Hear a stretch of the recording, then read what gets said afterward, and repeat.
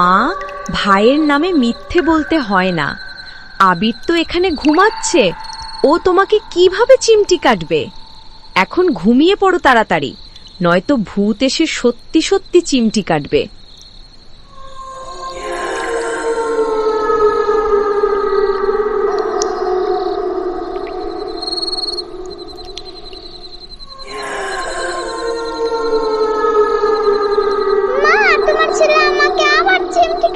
তুমি এখন ওকে মারো না, সাদিয়া মনে হচ্ছে ঘুমাতে দেবে না। দাঁড়া, আমি আছি। সাদিয়া, কি হচ্ছে সব? সারাদিন তো ভাইয়ের পিছনে লেগে থাকো, এখনো না ঘুমিয়ে বানিয়ে বানিয়ে ভাইয়ের নামে বিচার দিচ্ছ। আর একবার যদি চিৎকার করো তাহলে এই লাঠি আমি তোমার পিঠে ভাঙব। অনেক রাত হয়েছে, ঘুমাও এখন। আম্মু দেখো, ভাই আমাকে সত্যি চিমটি কেটেছে। আরে, তোমার পায়ে তো মনে হচ্ছে কিছুতে আঁচড় দিয়েছে। মনে হয় ওর পায়ে তেলাপোকায় কামড়েছে। মা, এতে কিছুই হবে না, ও ঠিক হয়ে যাবে। এখন তুমি ঘুমিয়ে পড়ো। সাদিয়া ওর বাবা মায়ের কথা মতো ঘুমিয়ে পড়ে। এদিকে কিছুক্ষণ পরে সাদিয়ার মা বাবাও ঘুমিয়ে যায়। তার ঠিক কিছুক্ষণ পরেই আমরা দেখতে পাই ভূতটি আবার ফিরে এসেছে।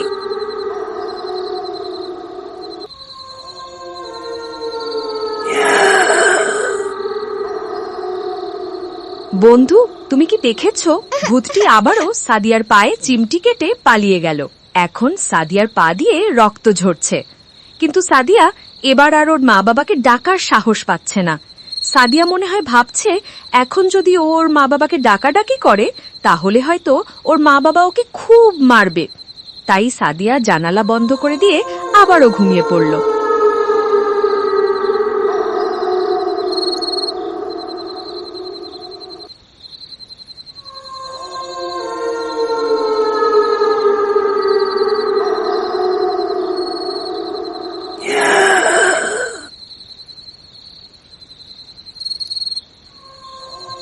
মা, আমাকে কে যেন চিমটি কাটছে। সাদিয়া, তুমি কি ভাইকে চিমটি কেটেছো? সাদিয়ার কোনো সাড়া শব্দ না পাওয়ায় সাদিয়ার মা বুঝতে পারেন সাদিয়া এখন ঘুমিয়ে পড়েছে। তাই তিনি ওকে আর ডাকাডাকি না করে জানালাটি বন্ধ করে দিলেন। বাবা, তোমার পায়ে মনে হয় তেলাপোকায় কামড় দিয়েছে, এতে কিচ্ছু হবে না, এখন ঘুমিয়ে পড়ো।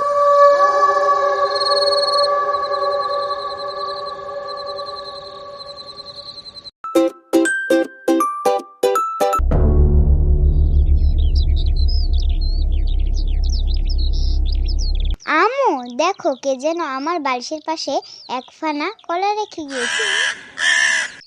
সাদিয়া, আগেই কলাগুলো খেও না। আমি আগে তোমার বাবাকে ফোন করে জেনে নি। আমার কেন যেন এই কলাগুলোকে অস্বাভাবিক মনে হচ্ছে। দিদিভাই, তুমি এদিকে আসো, কলাগুলো আমার হাতে দাও। বৌমা, এই কলাগুলোর সাথে তো সিঁদুর মাখানো আছে।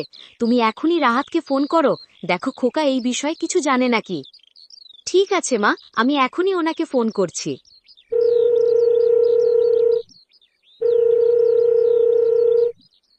তুমি এখন কোথায় আছো? কেন, কি হয়েছে? আমি এখন রাতুলের বাসায় আছি। গতকাল তুমি কি কোনো কলা কিনেছিলে? না, কিন্তু কেন? কি হয়েছে আমাকে একটু খুলে বলো। না না, তেমন কিছু হয়নি। তুমি তাড়াতাড়ি বাসায় আসো। বৌমা, খোকা কি বলল? এই কলাগুলো সম্পর্কে আপনার ছেলেরা কি কিছুই জানে না। সাদিয়া, তোমার পায়ে কি হয়েছে? তোমার পায়ে ক্ষত কিসের? দাদু দেখো, কালকে রাতে কে যেন আমার পায়ে চিমটি কেটে পালিয়ে গিয়েছে। বৌমা, আমি এখন বুঝতে পেরেছি কি ঘটতে চলেছে। বৌমা, এই কলাগুলো নদীতে ফেলে দিতে হবে। এই কলা যদি কেউ খেয়ে ফেলে তবে তাকে আর বাঁচানো যাবে না। মা, এই কলাগুলো কোথা থেকে এসেছে বলতে পারেন? বৌমা, দীপেন ফিরে এসেছে, এখনো প্রতিশোধ নেওয়ার চেষ্টা করবে। কিন্তু দীপেন দাদা তো গতকাল মারা গেছেন, তাহলে উনি ফিরে আসবেন কিভাবে? বৌমা, ছাদিয়ার পায়ে যে ক্ষত দেখতে পাচ্ছ, এটা দীপেনেরই কাজ। এখন আর কিচ্ছু বুঝার বাকি নেই। কিন্তু মা, দীপেন দাদার সাথে আমাদের কিসের শত্রুতা আছে? উনি কেন আমাদের ক্ষতি করতে চাইবেন? তাহলে শোনো বৌমা, কাল কি হয়েছিল। আরে দীপেন, বাবা তোর কি হয়েছে? সর তুই এখান থেকে, তোকে আর দরদ দেখাতে হবে না। তোর জন্যই আমি আজ মাথা ঘুরিয়ে পড়ে গেলাম। তুই জানিস যে আমার লো প্রেশার, তারপরেও তুই আমাকে দুধ না দিয়ে অন্য কোথাও বিক্রি করেছিস। আমার যদি কিছু হয়ে যায় তাহলে মনে রাখিস, তার জন্য তোকে চরম দুর্ভোগ পোহাতে হবে। দীপেন, তুই এসব কি বলছিস? আমি অন্য কোথাও কেন বিক্রি করতে যাব? প্রতিদিন তো তোকে দুধ দেই। আজ বাছুরে দুধ খেয়ে নিয়েছে, তাই আজ দুধ হয়নি। যতটুকু হয়েছে ওইটুকু আমার নাতি খাবে। তুই আবার কাল থেকে দুধ পাবি। আমার আর দুধ লাগবে না, আমি অন্য কোথাও থেকে কিনে নেব। আমি তোর কাছে দুধ বিক্রি করলে তুই আমার থেকে কিনবি? যা সর, তোর কাছে আমি আর বিক্রিই করব না।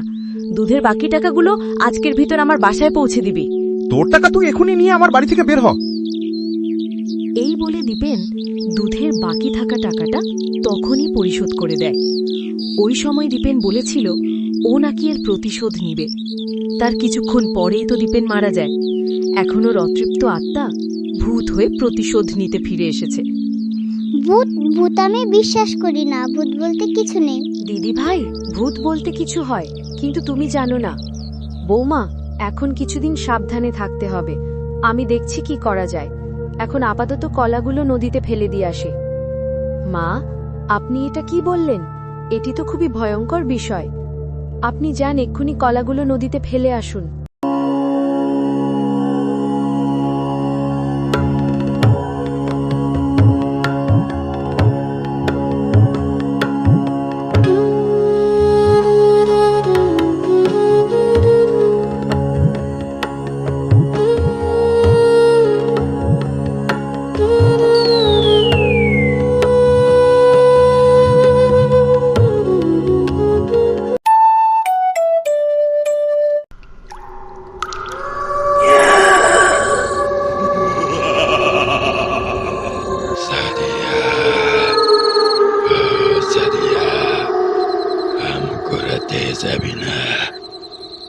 দাঁড়াও দাঁড়াও, আমি এখনই একটি ব্যাগে নিয়ে আসছি।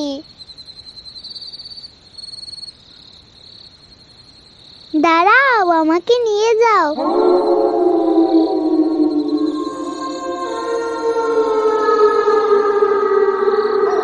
ছাদিয়া, ছাদিয়া মা, এত রাতে তুমি কার সাথে কথা বলছো? কি হলো, চুপ করে আছো কেন? উত্তর দাও। ছাদিয়ার কোনো সাড়া শব্দ না পাওয়ায় ছাদিয়ার মা চিন্তায় পড়ে যায়। তখন ছাদিয়ার মা লাঠি হাতে ছাদিয়ার কক্ষে প্রবেশ করে। ছাদিয়াকে ঘরের ভিতর না পাওয়ায় তখন তার দীপেন দাদার কথা মনে পড়ে যায়। ছাদিয়া, ছাদিয়া মা, তুই কোথায় গেলি? এত রাতে তোকে কোথায় খুঁজবো? এই যে শুনছো, অনেক ঘুমিয়েছো, এখন ঘুম থেকে ওঠো। সাদিয়া ঘরে নেই, ওকে খুঁজে পাওয়া যাচ্ছে না। কি বলছো এসব? এত রাতেও কোথায় যাবে? একটু আগে কার সাথে যেন চুপি চুপি কথা বলছিল, কিন্তু এখন দেখি মেয়েটি ঘরে নেই। আমার খুব চিন্তা হচ্ছে, দীপেন দাদা ভূত হয়ে ফিরে এসেছে। আরে বাদ দাও, ভূত বলতে কিছু হয় না। দাঁড়াও, আমি দেখছি ও কোথায় গেছে। তুমি আগে সুলাইমানকে সাথে নিয়ে শ্মশান ঘাটের দিকটা দেখে আসো। বেশি দেরি করলে কোনো অঘটন ঘটে যাবে।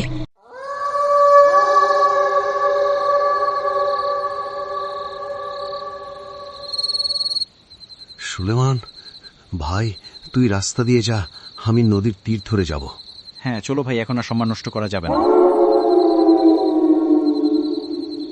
ছাদিয়া, ছাদিয়া কথা বলো, কোথায় তুই? ছাদিয়া, ছাদিয়া সারা দে মা। ছাদিয়া, ছাদিয়া মা, কোথায় তুই? কথা বল।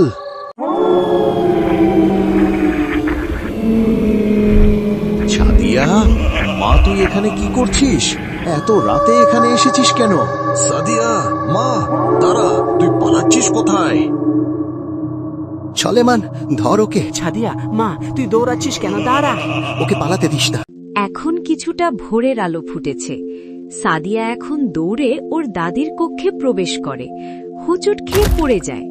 তোমরা নিশ্চয়ই আন্দাজ করতে পেরেছ সাদিয়া কতটা ভয় পেয়েছে। ছাদিয়া অনেক ভয় পেয়েছিল, তাই ছাদিয়াকে কোনো প্রশ্ন না করে ওর দাদির পাশে ঘুম পাড়িয়ে দেয় এবং সকাল হওয়ার জন্য অপেক্ষা করতে থাকে।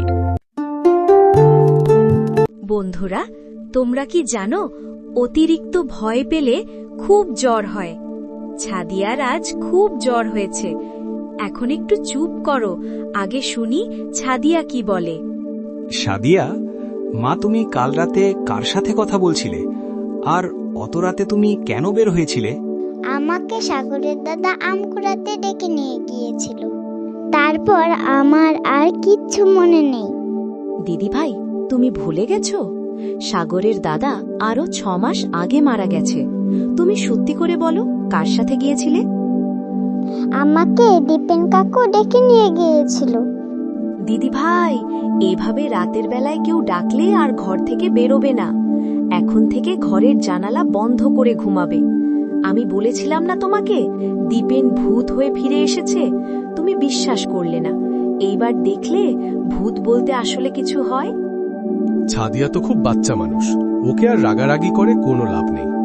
আপনারা যাকে দীপেনের আত্মা ভাবছেন, ওইটা আসলে দীপেনের আত্মা না। সত্যিটা আমি আপনাকে বলছি। আপনারা যাকে ভূত ভাবছেন, ওইটা আসলে একটা দুষ্টু জিন। দীপেন কাকু এই জিনটাকে তার শক্তি দিয়ে গোলাম বানিয়ে রেখেছিল। দীপেন কাকু তার মৃত্যুর আগে এই জিনটাকে আদেশ করেছিল। এই জন্য জিনটা আপনাদের অনিষ্ট করতে চায়। আপনারা কোনো চিন্তা করবেন না, আল্লাহর পবিত্র কালামের সামনে ও টিকতে পারবে না। আপনারা নিশ্চিতে থাকুন, আমি এখন আসছি। এই বলে ইমাম সাহেব এই স্থান ত্যাগ করে। তারপরে আমাদের হোগলাকান্দিতে আর কোনোদিন সেই জিনটির বিচরণ পরিলক্ষিত হয়নি। ধারণা করা হয় সেই হুজুর সাহেব জিনটির সাথে এমন কিছু করেছিল যার দরুন ওই জিনটি হোগলাকান্দি গ্রাম ছাড়তে বাধ্য হয়।